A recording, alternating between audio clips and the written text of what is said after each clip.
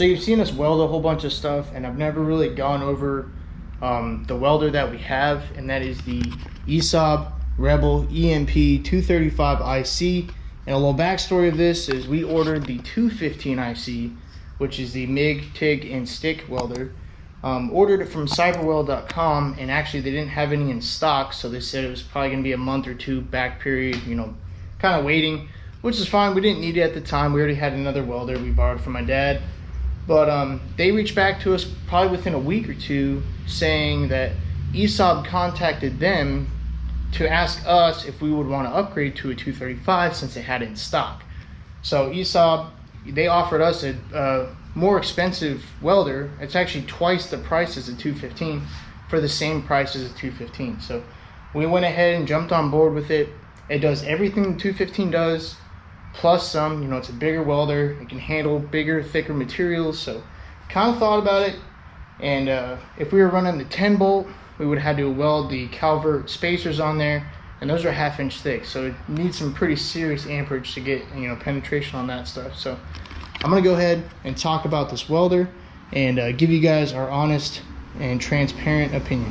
So right off the bat, you can see it's a pretty large welder. It's actually 53 pounds dry, so that means no wire, no gun attached, no ground, nothing like that. So just the welder itself is 53 pounds, so it is quite large. So you add a 10-pound spool, you add the MIG gun, you add your ground, and you add your bottle and stuff like that. So our welding cart is the Vulcan welding cart from Harbor Freight. It's actually the only one I could find near here that was cheap enough that would actually fit this. So even still, I had to bend this lip of the cart down just so it would sit flat on the, you know, the welder would sit flat on the cart.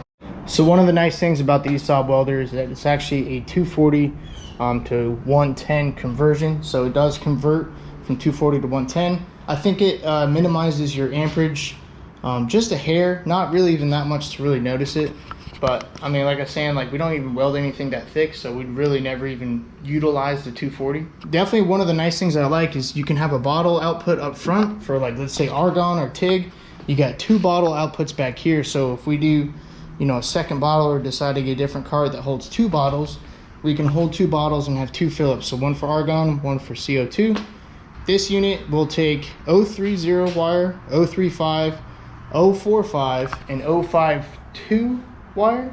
So it does all the heavy stuff. I mean, you can imagine it's a 235, so it's meant to be, you know, used for big stuff.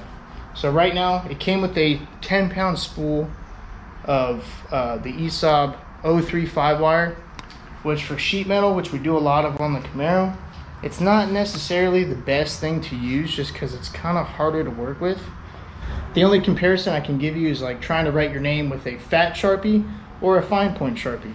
So you kind of have less control with 035. I'm sure, you know, there's people out there that can, you know, do sheet metal with 053 wire. I'm not a welder, and this thing makes me seem like I am just because it's got so many features to help me out. So we'll go through, and like this is your standard MIG, you know, amperage or wire feed speed, sorry, and voltage. And then another thing I like about it is you can change a bunch of stuff. So you can do spool gun, you got your MIG and mag. Let's get out of that. And you got all these parameters. So, you know, I wish I knew what most of these are. So this is 2T and 4T, not sure what that means. Pre-flow, so your gas pre-flow if you want to start your flow 0.5 seconds after you start welding before. So we're set at 0, so as soon as you hit the trigger it starts flowing. Post flow, oh, where'd it go? Yeah, so post flow we got 0.1 seconds. This is just how it came set up, and I did some research to try to set it up the best we could, and this is kind of what we came up with. So yeah, just tons of parameters. And then you got memories, so you can actually save. So if you weld every day and you do 8 gauge metal or 18 gauge metal, you can literally switch from 1, 2, 3, and 4, so you don't have to keep going back and change all your parameters and stuff like that, which is pretty nice. So this is the base screen. So you got your smart MIG, which is a really cool feature. After 4 seconds of welding, it actually adapts to how you weld. So if you tend to lift the torch or lift the gun off of the metal, it'll compensate for that. It adjusts your voltage, adjusts your wire feed speed for the material you're welding and stuff like that. So it's actually really nice. I use that on the rear end, and it actually helped out a lot. So you got your regular MIG and mag, your flux core wire like I was talking about, your stick welding, your lift TIG settings, and then there's actually a user manual, which is kind of nice. So it gives you operation of what the knobs do, feeding your wire, changing your rollers, gas connection, attaching torch, attaching spool. So you don't even have to look anything up. Everything is on this machine. So look, you even got wear parts for your MIG gun, your wire feed, and there's actually, I think there's a consumable, like you got maintenance for air, display. So this is nice for us because we will eventually start TIG welding. I don't have any of the stuff right now, so we basically just keep it on MIG and mag. And what I try to do, I'm trying to learn my wire feed and voltage at the same time. So ESAB has an actual app that you can input your wire gauge, your material thickness, your CO2, or what gas you're using, stuff like that. So it gives you a baseline of saying, let's say we're doing 20 gauge, it'd be like 15 to 16 volts with like 105 to 115 wire feed speed, which is really nice. So I can basically kind of cheat off that and go and set up for, let's say just some sheet metal or stuff like that, and then I'm good to go. So if I need to adjust, I'll adjust a little bit down or a little bit up, just depending on what I'm doing. So usually I have to adjust down just because some of the sheet metal on the Camaro is really thin or it's really rusty, so it's kind of hard to weld. So I gotta turn the voltage down, keep the wire feed up, and then hopefully I don't blow through it. Yeah, so I just really wanted to give you guys just a kind of rundown of what we're using for welding, and it actually seems to be working pretty well.